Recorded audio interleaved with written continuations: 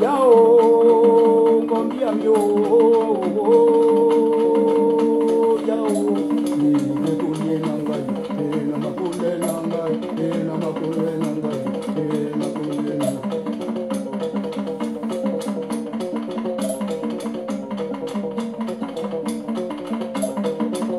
Ikani yabe o, we kunye nangai, we kunye nangai.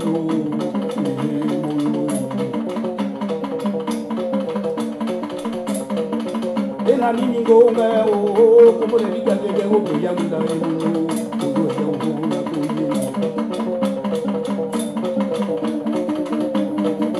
na kunye nanga o kunye nanga o kunye nanga o kunye nanga o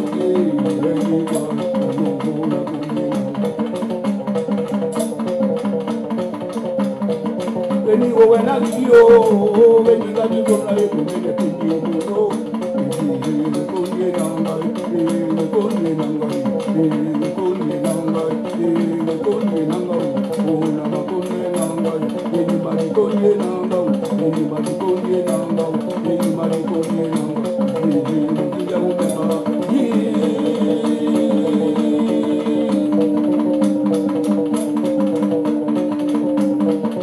Vaya ni mozunda o ne ya pemba un poco como poco de mundo mozunda mo vaya mi mo pemba mo vaya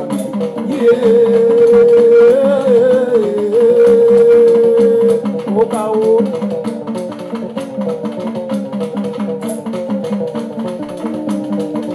na bunye nanga o bunye nanga o bunye nanga o madi bunye nanga o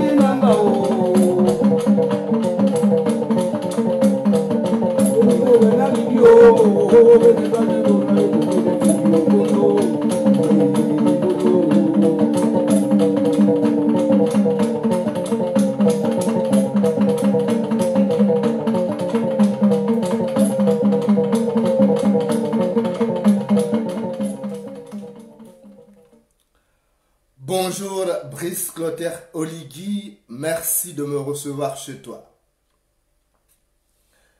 Brice Clotaire Oligui, le singe s'expose aux chasseurs à cause de sa queue.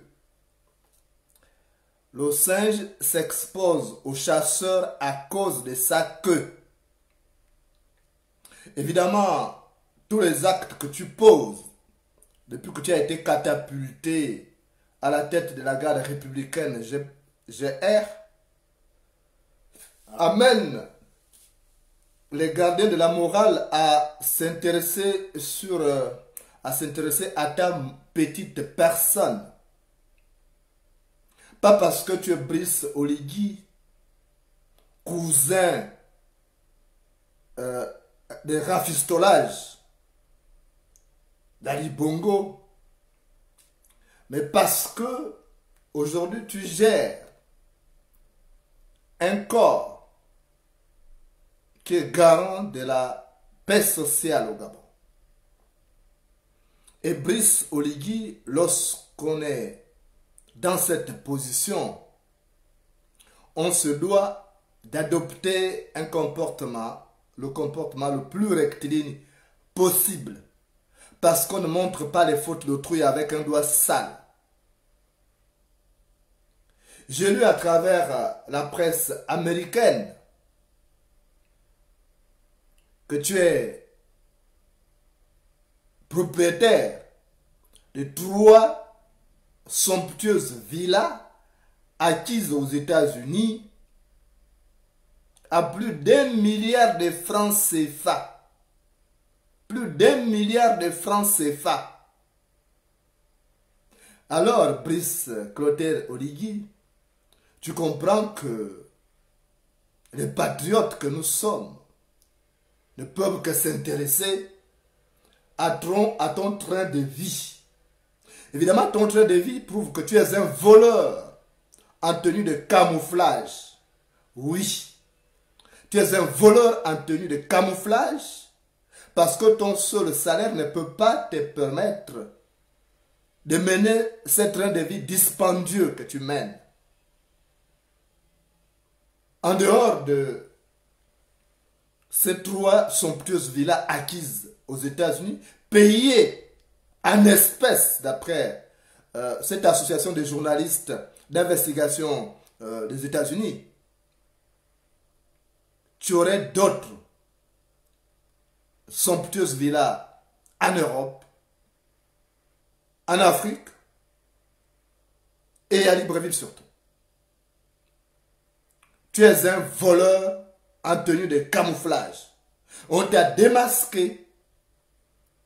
Ce train de vie que tu mènes prouve à suffisance que tu es un voleur en tenue de camouflage. Parce que le voleur de miel se lèche toujours les doigts. Le voleur de miel se lèche toujours les doigts. Peux-tu nous expliquer comment tu as fait pour acquérir 3 somptueuses villas aux États-Unis, notamment dans le quartier du Maryland et d'autres quartiers des États-Unis? Tu peux nous dire comment tu as fait pour acquérir ces villas? Ton seul salaire de 1 million de francs CFA te permet d'avoir cette richesse? Parce que quand on voit la grille salariale en tant que colonel, tu n'es pas général. Tu n'atteins même pas, tu as 900 000 francs CFA de salaire. Alors, comment tu as fait pour acquérir des villas à plus d'1 milliard de francs CFA? Tu peux nous montrer dans quelle banque tu as pris le crédit? Tu es un voleur en tenue de camouflage. C'est pourquoi tu fais de la persécution ton agenda existentiel. Tu persécutes tous ceux qui sont contre ces régimes. Tu es devenu le tortionnaire par excellence du régime Bongo. Tu vas le payer, sale traître. Tu vas le payer. Tu es un sale traître. Tu vas le payer. Tu vas le payer. Tu es un voleur en tenue de camouflage. On comprend maintenant parce que des braquignoles de ton acabit ne peuvent pas tenir dans un nouvel environnement. Ils sont obligés de tout faire pour que ces régimes obsolètes et corrompus restent en place. Comme tu voles et tu as peur, et c'est le propre de tous les mafieux, ils ont peur qu'on s'intéresse à leurs manœuvres dolosives. Ça ne m'étonne pas. Parce que le sorcier qui égorge les autres n'aime pas que le couteau passe près de son cou. Le sorcier qui égorge les autres n'aime pas que le couteau passe près de son cou. Où as-tu trouvé cet argent? Et tu allais payer ça en espèces. La banque ne peut pas te sortir des espèces. Non, la banque ne peut pas te sortir des espèces. 1 milliard, jamais de la vie.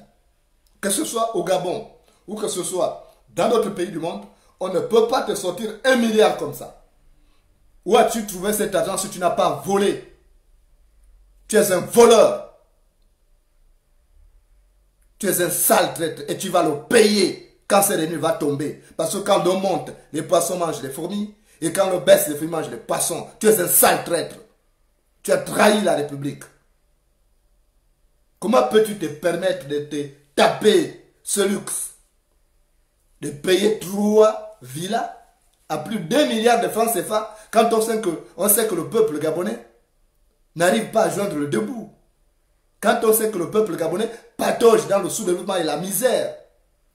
Quand on sait que les salariés du Gabon ont du mal à toucher leur dû.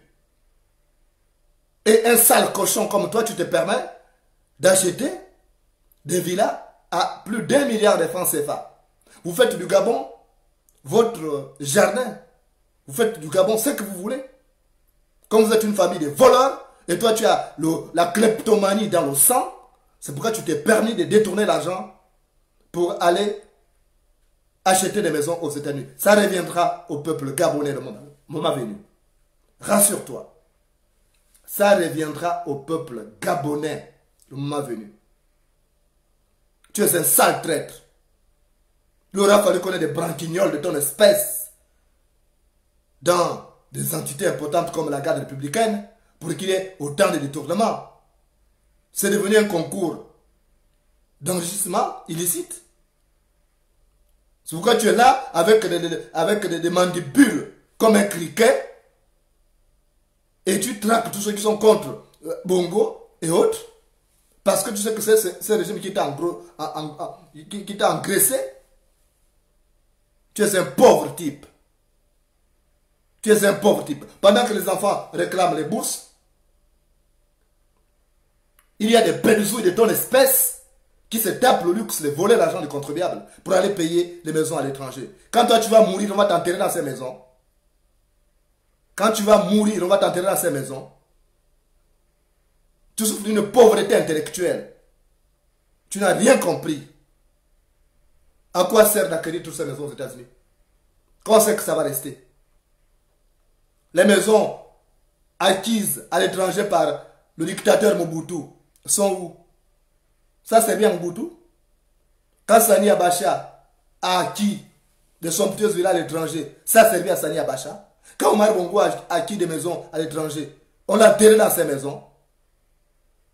Pourquoi des pourritures sociales de ton espèce n'arrivent pas à comprendre ça? Vous êtes en train de détruire un beau pays qui avait tout pour réussir.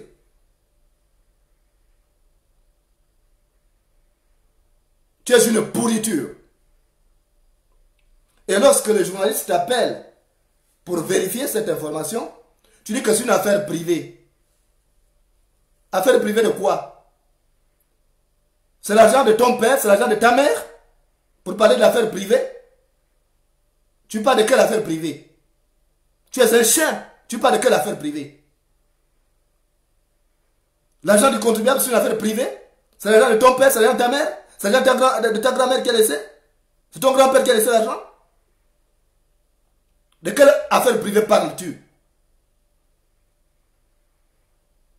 Tu es un pauvre clébard. Tu n'as rien.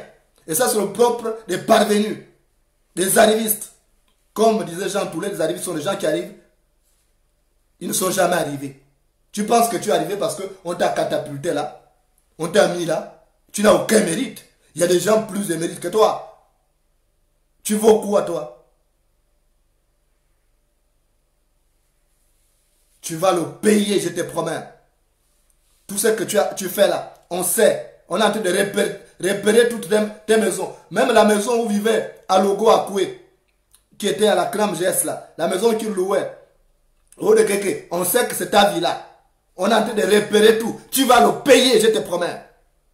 Tu vas le payer, sale traître. Pendant que le peuple gabonais souffre, il y a des chénapans comme toi qui se tapent le luxe de payer des maisons, même pas une seule maison, mais 3 villas. Parce que tu te prends pour qui?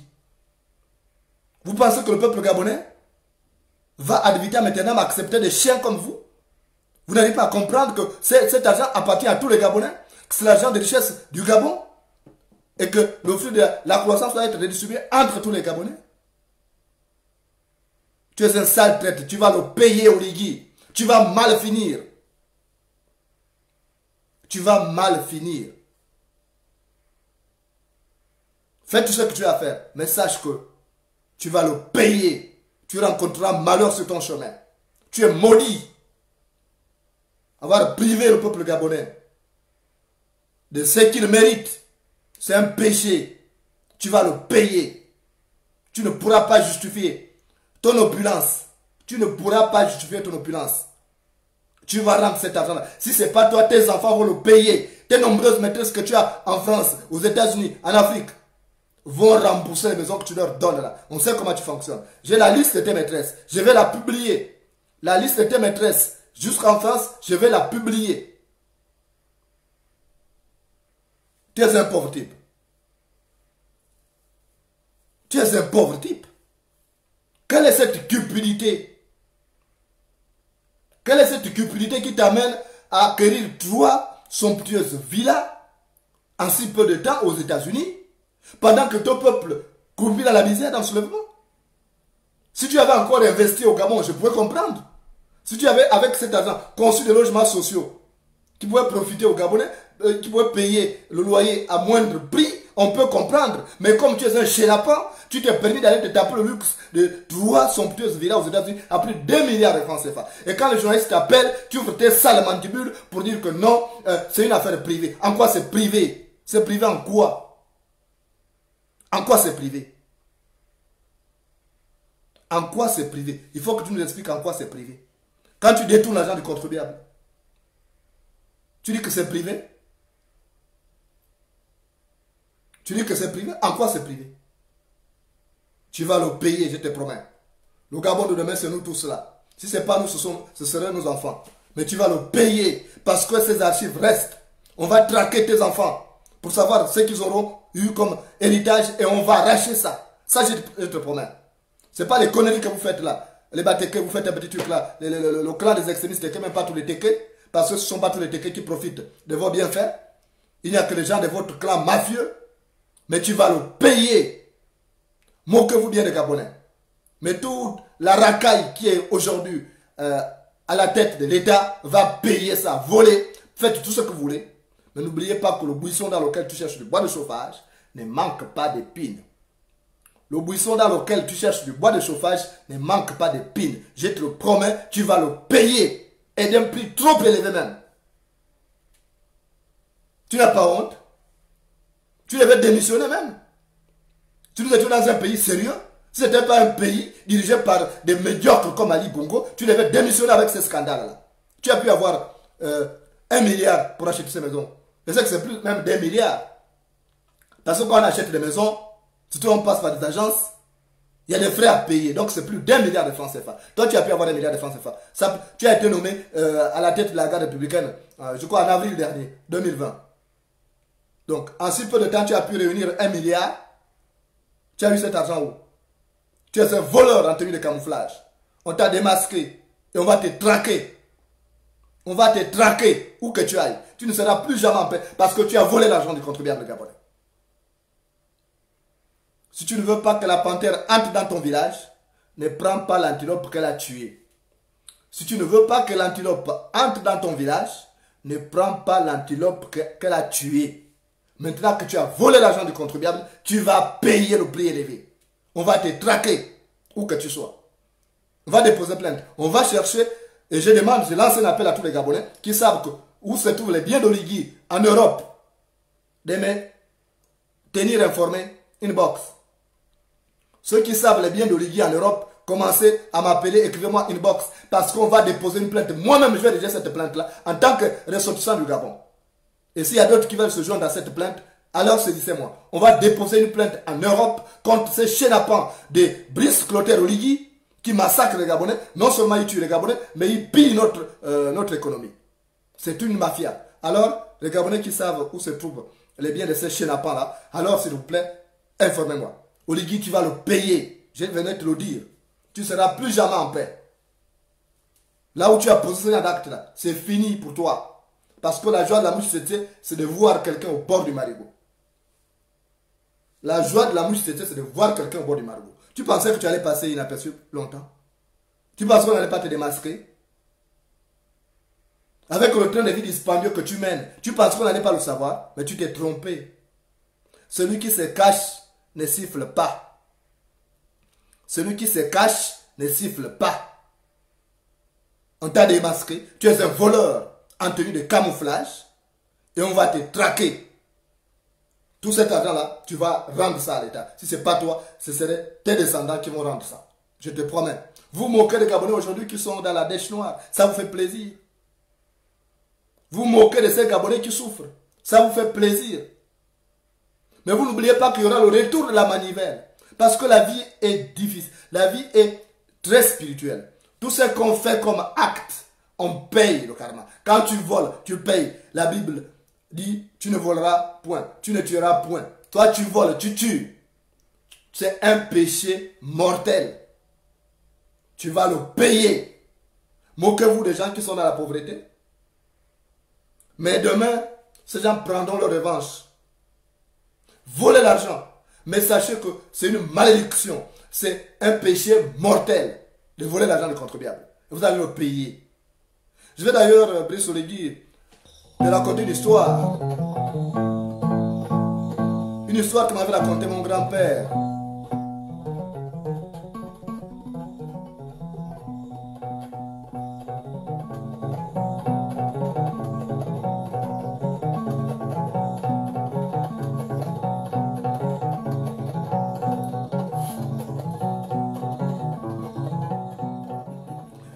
Brice Oligui, dans un village, il y avait une famille composée de 6 frères.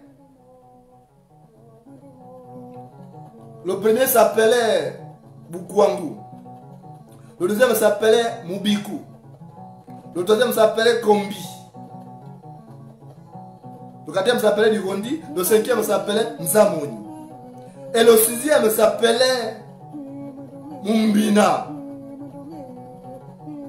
Tu l'auras compris, Mumbina avait donc 5 frères. Mais Mumbina était le dernier. Les autres 5 frères, ses aînés, étaient beaux. Ils étaient costauds. Et comme ils étaient les premiers à naître, ils sont devenus riches. Ils ont accumulé les biens. Et le dernier qui était né, Mumbina, était vilain. Enfin, il était laid. Il n'était pas aussi fort que ça. Et c'est comme ça que donc ses aînés, Bukwangou, Mubiku, Kombi, Igondi et Nzamoni se moquaient de lui. Et quand leur père est mort, ils ont accentué leur méchanceté vis-à-vis de leur petit frère. Ils se moquaient de lui en permanence. Et quand ils se moquaient de lui, ils disaient, toi tu es vilain, tu n'auras rien dans ta vie, tu vas galérer, tu seras comme ça. Et ce jour-là, quand il a vu que son père et sa mère n'étaient plus là, il passait des moments difficiles. Mumbina a commencé à réfléchir. Il a dit, mon père et ma mère sont morts. Il n'y a plus personne pour me défendre. Voilà mes aînés qui devaient les remplacer pour m'encadrer. Se moquent de moi parce que je suis laid, parce que je ne suis pas fort. Alors moi je vais quitter cette maison. Je vais partir de ce milieu parce que les gens me détestent. Et il s'est levé, il est allé voir un sage, un notable. Et ce notable-là s'appelait Kipieri. Il est allé voir le notable Kipieri pour dire, Kipieri, je suis venu te voir parce que depuis que mon père et ma mère sont morts, je suis l'objet des moqueries de mes aînés. Ils se moquent de moi, ils me maltraitent, ils me prennent pour leur objet de raillerie. Grand-père, moi j'ai envie de devenir fort, j'ai envie de devenir beau pour qu'on ne se moque plus de moi. Que peux-tu me conseiller? Parce que j'ai envie d'aller voir le vieux d'Nzambi qui a des pouvoirs surnaturels, qui a le pouvoir de rendre quelqu'un beau, de rendre quelqu'un aussi fort. Qu'est-ce que tu me conseilles? Le vieux Kipieri lui a dit, ok, je comprends. Ton père et ta mère ne sont plus là. C'était des gens qui s'entendaient bien avec moi. Je ne peux pas ne pas te donner des conseils. Tu vas aller voir le vieux d'Nzambi. Tu connais où il habite, non? Le vieux qui s'est là, oui, j'ai appris qu'il habite de l'autre côté de la montagne. Il a dit, ok. Tu vas aller là-bas. Mais il y a des règles à respecter. Est-ce que tu es prêt à respecter les règles là? Mumbina a dit oui. Kipieri, je peux t'aider. Je peux respecter les principes là. Il dit, quand tu vas traverser la montagne là, dès que tu seras de l'autre côté, tu verras tout de suite un grand jardin d'ananas. Tu as compris? Il a dit oui, j'ai compris. Il dit, ne touche pas aux ananas là, ne touche pas. Il dit, quand tu vas marcher, tu verras aussi un verger, tu verras des oranges plus grosses que ta tête là, mais mûres. Ne touche pas. Tu as compris? Il a dit oui, car j'ai compris. Il dit, après tu verras un troupeau de moutons. Mais ne lance pas les pierres aux moutons là. Tu as compris? Il dit oui, j'ai compris. Il dit, après tu verras une plantation de canne à sucre. Ne touche pas au canne à sucre là. Tu as compris? Oui, j'ai compris. Il dit, après tu verras une rivière. L'eau est claire, limpide. Même si tu as soif, ne bois pas cette eau. Ce n'est pas ton eau. Les jardins, le bétail que tu verras, tout ce que tu verras en chemin, c'est pour le roi d'Nzambi à qui tu vas demander service. Donc ne touche à rien. Tu as compris? J'ai compris, car. Et après, il a quitté le vieux Kipieri, il a pris le chemin. Il a vu le jardin d'ananas. Il a vu des ananas qui étaient déjà mûrs. Malgré la tentation, il n'a pas touché. Il a vu l'autre verger où il y avait des oranges mûres. Pourtant, il avait faim, mais il n'a pas touché. Il a pensé au conseil du vieux Kipieri. Il a vu la plantation de canne à sucre.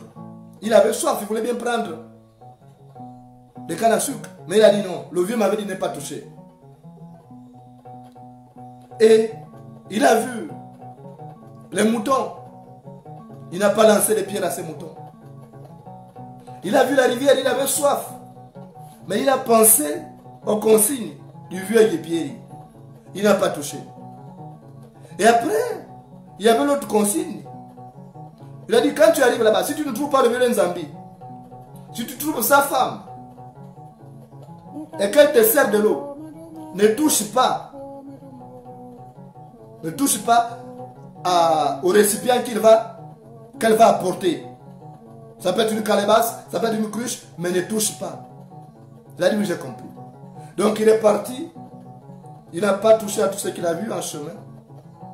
Et quand il est arrivé au palais du vieux d'Nzambi, le vieux d'Nzambi n'était pas, il était en déplacement.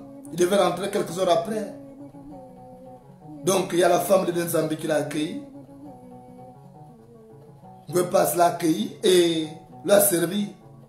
De l'eau, là tu veux boire de l'eau. Parce que la tradition chez nous en Afrique, lorsqu'un étranger arrive, on lui demande s'il peut boire de l'eau, on lui apporte l'eau à boire d'abord. Donc, Mumbina, quand il a vu la femme lui apporter de l'eau, il n'a pas touché, il a ouvert seulement sa bouche. Et la femme a versé l'eau là. Parce qu'il ne voulait pas toucher au récipient. C'est le récipient du roi. Et après, le roi de Nzambi est arrivé.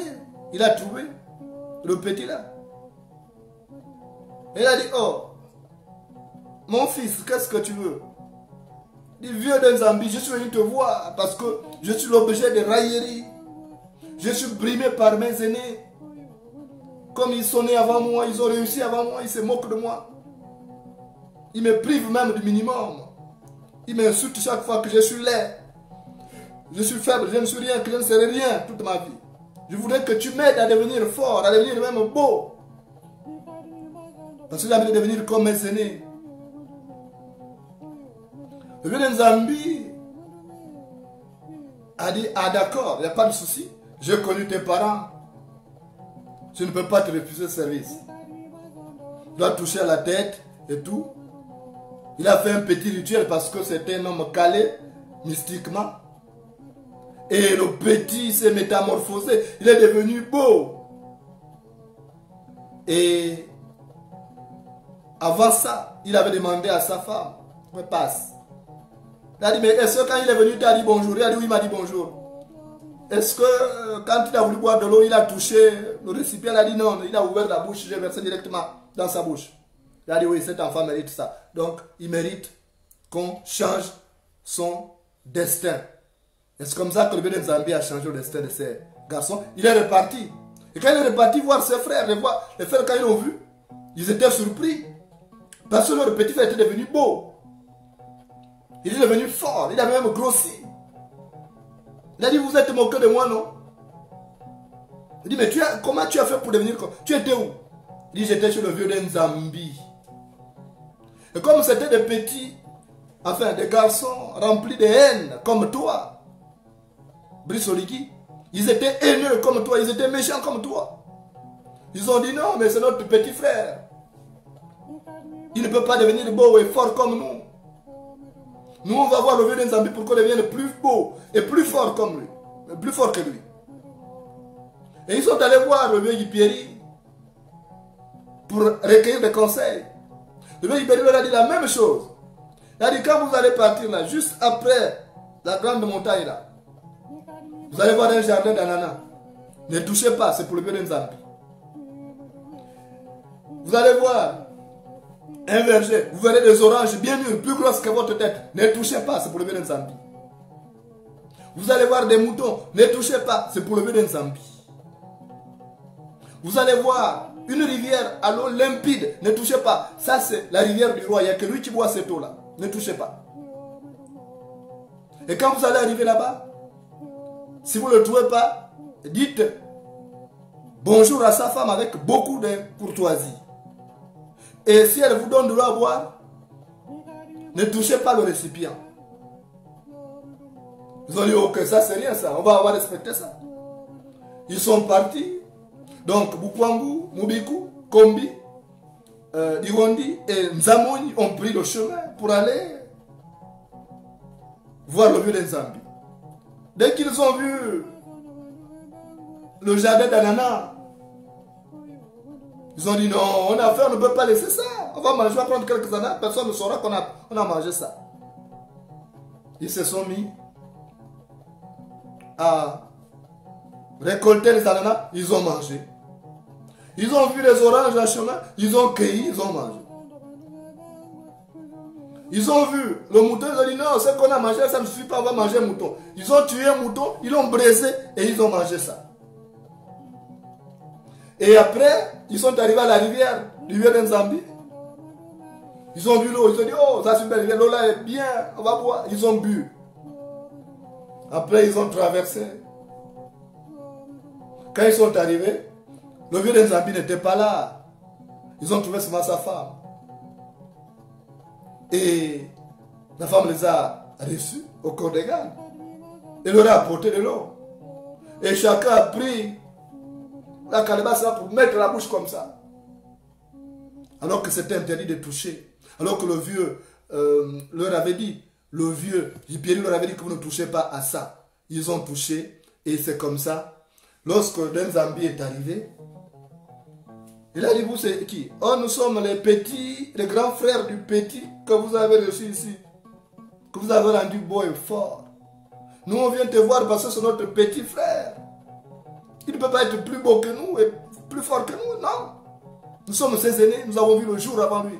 Nous avons goûté au sel avant lui. Alors nous voulons devenir plus forts que lui, il faut que tu nous rendes plus forts. Il dit d'accord. Bon, quand vous êtes venus, vous avez vu quoi? Oh, nous avons vu une plantation d'ananas. Et qu'est-ce que vous avez fait? Oh, on n'a pas pris beaucoup d'ananas, on a pris quelques ananas. On a mangé. On a vu aussi les oranges, on a mangé. On avait fait, on a vu un mouton. On a tué un mouton, il y avait beaucoup de moutons. On a tué un mouton, on a brisé. Et on a vu une rivière, on a bu de l'eau. Quand nous sommes arrivés ici, ta femme nous a tendu une calebasse d'eau. On a bu, chacun a attrapé la calebasse. Le ministre Zambi leur a dit, vous voyez, vous ne respectez même pas les préceptes de la vie. Vous avez mangé les ananas. Vous avez sucé les oranges. Vous avez tué un mouton. C'est du vol. Vous avez volé. Il est interdit de voler. Et on ne vole pas, on ne tue pas. Vous avez volé. Vous avez commis un péché. Votre petit frère est venu. Il n'a pas volé. Et vous voulez que moi je vous rende fort, plus beau, plus fort que lui? Non. Vous êtes déjà rempli de péchés parce que vous avez volé. Et comme vous avez volé, c'est des péchés mortels. Vous serez frappé d'une maladie et vous allez mourir. Moi, je ne peux rien pour vous. Je ne soigne pas les personnes qui sont remplies de péchés. Retournez, allez-y, allez-y, retournez. Vous n'êtes pas digne de confiance. Et c'est comme ça qu'ils sont retournés. Quelque temps après, ils sont tombés malades. Parce que la malédiction les traquait. Et ils sont morts l'un après l'autre. Tous les biens qu'ils avaient amassés sont devenus l'héritage du petit dont ils se moquaient. Mumbina a hérité de tous les biens là. Parce que ses frères, qui étaient méchants, ont été frappés de cette malédiction, de ce péché mortel de voler. Là, parce que la Bible dit, tu ne voleras pas, tu ne tueras point. Toi, Brice Oligui, tu as volé, tu as tué, tu as donc ce péché mortel qui va te traquer jusqu'au tombeau. Et tu mourras, tu laisseras tout ce que tu auras amassé, malheureusement. Parce que la vie est faite ainsi. Merci de m'avoir reçu chez toi.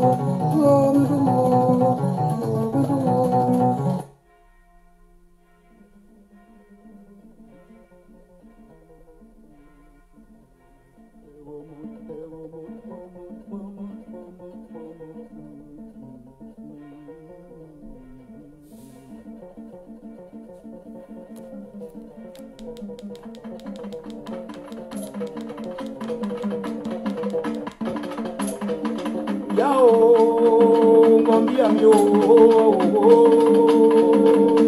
yao ni kulie nangai na makule nangai na makule nangai na kulie nangai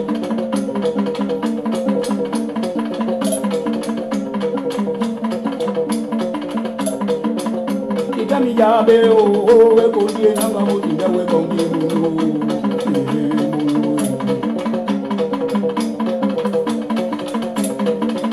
na mini ngonga o como le diga que tengo que ya mira el mundo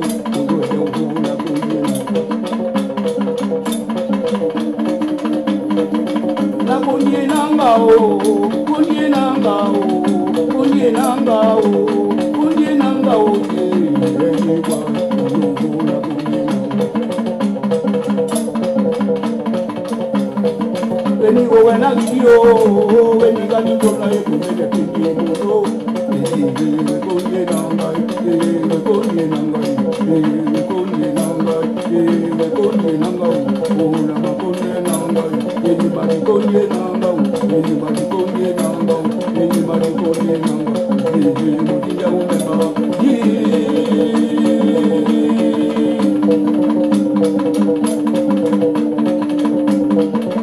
Vaya mi mozunda o ne ya pemba o buka mo popo e bulu mozunda mo vaya mi o pemba mo vaya mi o ka o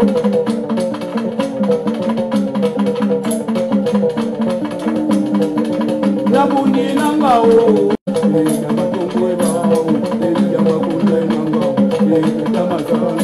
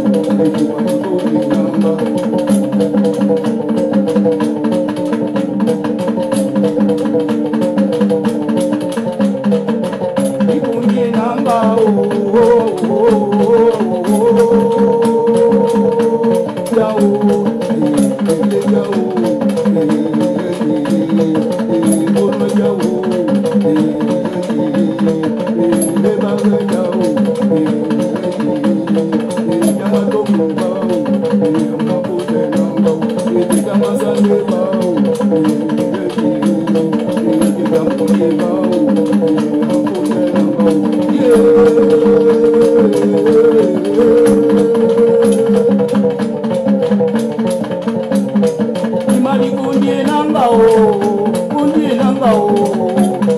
nanga o